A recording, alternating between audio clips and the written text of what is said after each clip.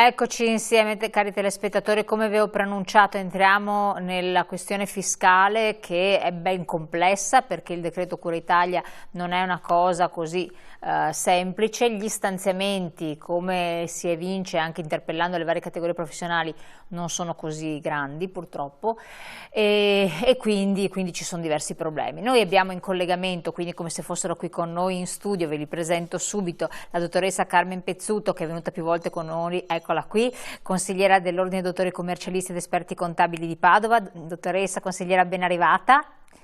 Grazie, buongiorno a tutti, buonasera a tutti. Buonasera anche a lei. A fianco virtuale, perché in un'altra sede, nella propria sede di residenza, il dottor Dante Carolo, che invece è il presidente dell'Ordine dei Dottori Commercialisti ed Esperti Contabili della provincia di Padova. Ben arrivato anche a lei, presidente. Grazie, buon pomeriggio a tutti voi e grazie per averci dato questa disponibilità. Allora, incominciamo con lei, dottoressa Pezzuto, perché entriamo nel merito specifico di questo decreto Cura Italia. Voi avevate già esordito dicendo che occorreva dare liquidità alle aziende per poter far fronte a questo momento particolare, che poi sembra che durerà anche abbastanza. Siete soddisfatti di quello che è stato fatto? Come vi sembra? È complesso? Mi dia anche una sua impressione. Dopo nel merito più politico entreremo col Presidente.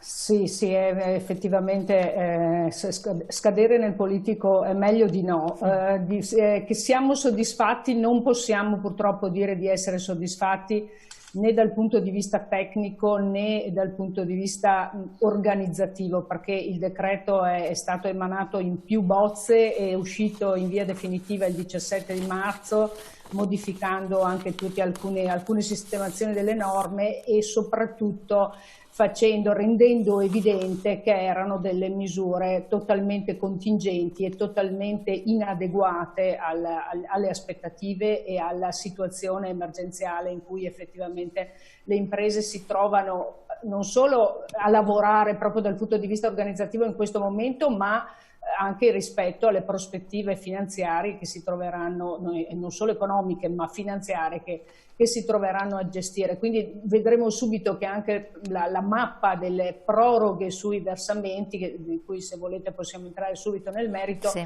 crea tutta una selezione di categorie dal punto di vista soggettivo, territoriale, geografico, temporale, un dedalo di scadenze veramente difficilissimo da comprendere e difficilissimo anche da applicare per noi operatori che ci siamo trovati a scadenza già intervenuta col testo definitivo, e quindi veramente una situazione complicata che non ha aiutato molto. Noi ci rendiamo conto che abbiano lavorato in totale emergenza e con la maggior responsabilità del caso, però i risultati purtroppo non li possiamo apprezzare, non siamo nelle condizioni di apprezzarli.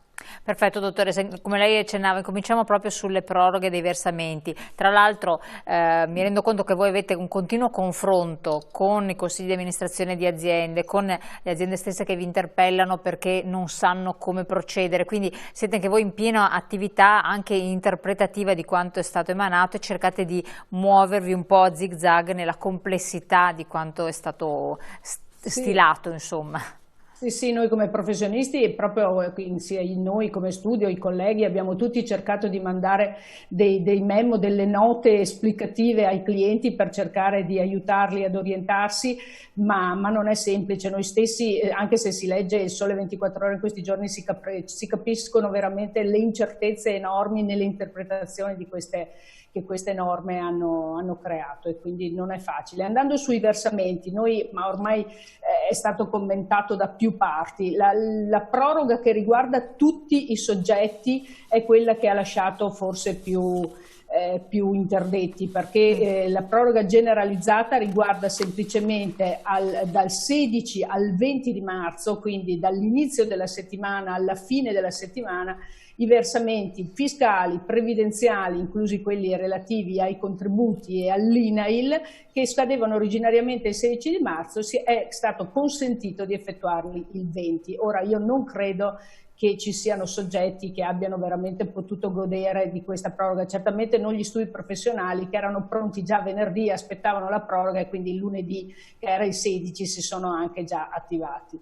e quindi è veramente abbastanza ridicola questo approccio sui versamenti dei soggetti in generale. Poi ci sono un'altra serie di categorie di soggetti coinvolti nelle proroghe e riguardano l'articolo 61 tutta una serie di imprese che svolgono specifiche attività come le federazioni sportive nazionali, enti di promozione turistica, club, strutture per danza, ristoranti, gelaterie, pasticcerie. Bisogna leggere tutto un elenco, imprese di trasporto, bisogna leggere tutto un elenco veramente lungo che riguarda l'articolo 61 e che e anche tutte le imprese che svolgono attività di assistenza turistica, che ha sospeso i versamenti delle ritenute sui redditi da lavoro dipendenti assimilati, dei contributi e premi previdenziali in scadenza dal 2 marzo al 30 di aprile, oltre all'IVA di febbraio che scadeva del 20 di marzo, quindi rispetto a prima che era 16-20 marzo, qui parliamo di sospensioni di quelli che scadevano tra il 2 marzo e il 30 di aprile, quindi un orizzonte temporale diverso.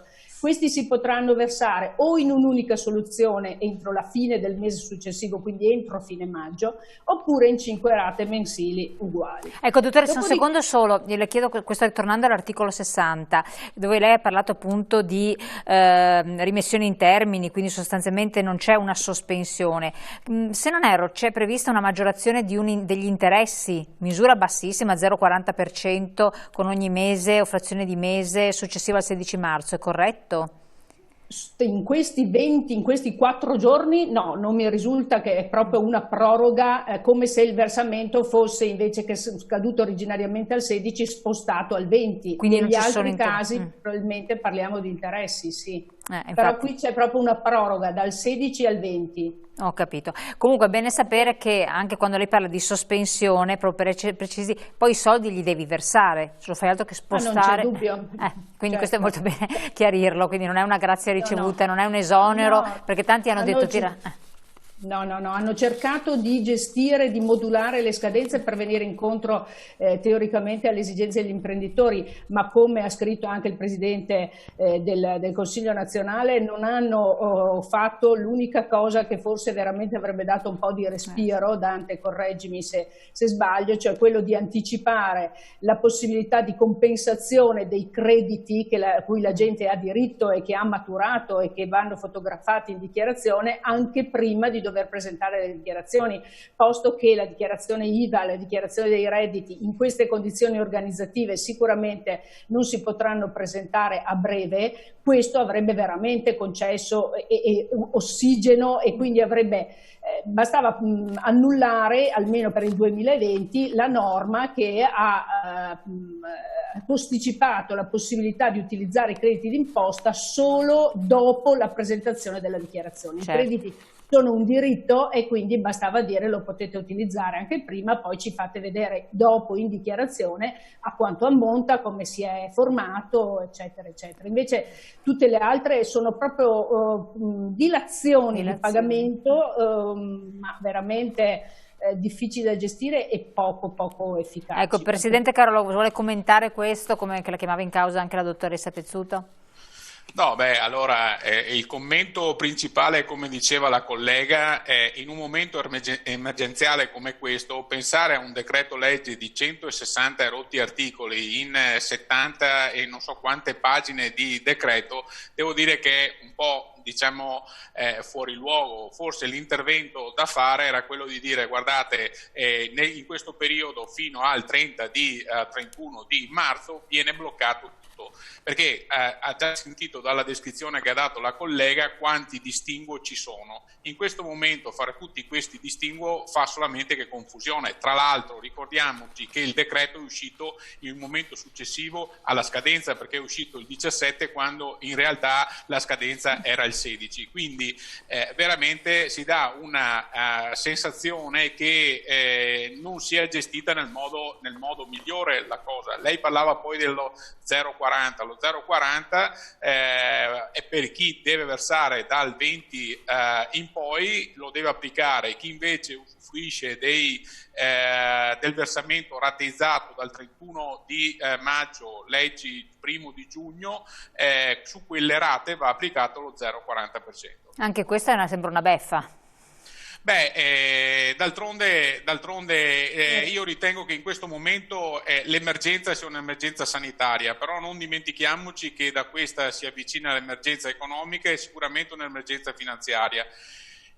Forse sul decreto è stata data molta attenzione in determinati altri, ma non si è mai pensato al mondo delle partite IVA, al mondo degli imprenditori, okay? Dove si trovano veramente ad affrontare, chi ha la saracinesca tirata giù penso abbia dei grossi problemi poi ad affrontare il futuro. È vero, ci sono state fatte delle attività a livello di cassa integrazione o comunque degli ammortizzatori sociali, però il problema è la parte finanziaria.